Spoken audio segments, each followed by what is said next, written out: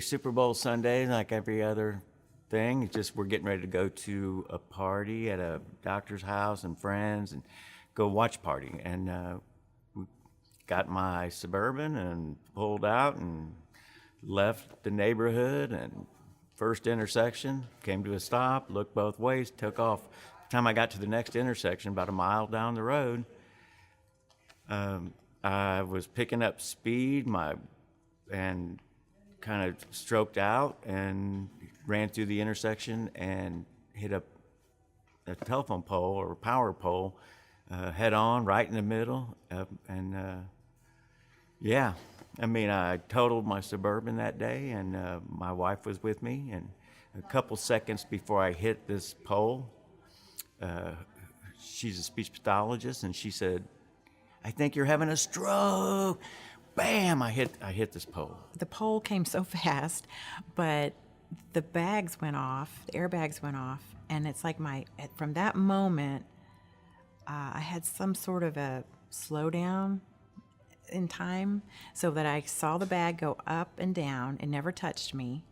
I saw it graze his face, and I knew, because that's what my mind was saying, pay attention when you pay attention. Are you going to, so that I could register if I was, had been hit in the head or something like that. It's like I just went into like hypersensitivity to take in all the details. I went around to look at him, and when I saw his face, I knew exactly, because it was drooping on the right side.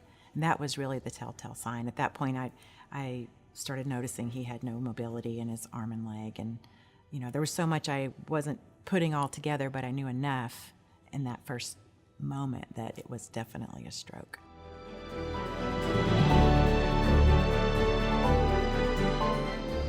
He said, "I think that would be Mercy out on the Kilpatrick. They have a stroke unit."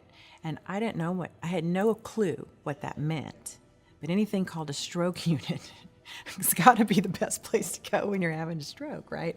So I was like, well, then, get going. And so they put him in the ambulance. They wouldn't let me go because some kind of policy. So I thought to myself, I took a good long look at his face and at him. His eyes never left me. And they put him on that gurney and put him in there. And I thought, this might be the last time I see him alive. I had no idea what the outcome would be.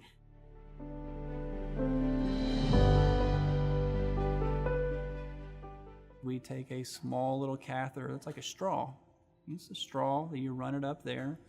You get it up to the face, up to the neck, right next to that clot, and then you take that straw and you hook it up to like a vacuum, and you suck that clot, you pull it out, and then now the clot's out of the body, it's out of that artery, and now you've restored flow back up to the brain. I remember pulling the clot out, walking out, putting my note into the computer, and coming back within about 10 minutes, and he was already having conversations with us, We hit the pole at 5:20, and I think it was around 7:20 or so when Dr. Van Zant came out and told me that he had gotten it out in one piece. And then Lewis was basically right behind him, talking and moving around on the gurney, and we're just like,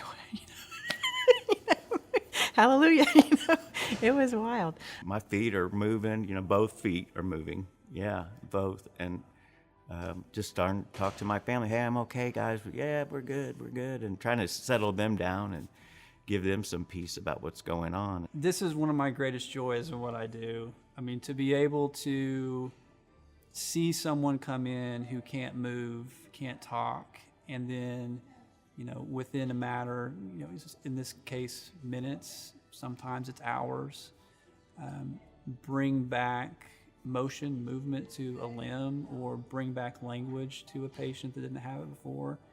It never gets old. I think the magic here was Marcy.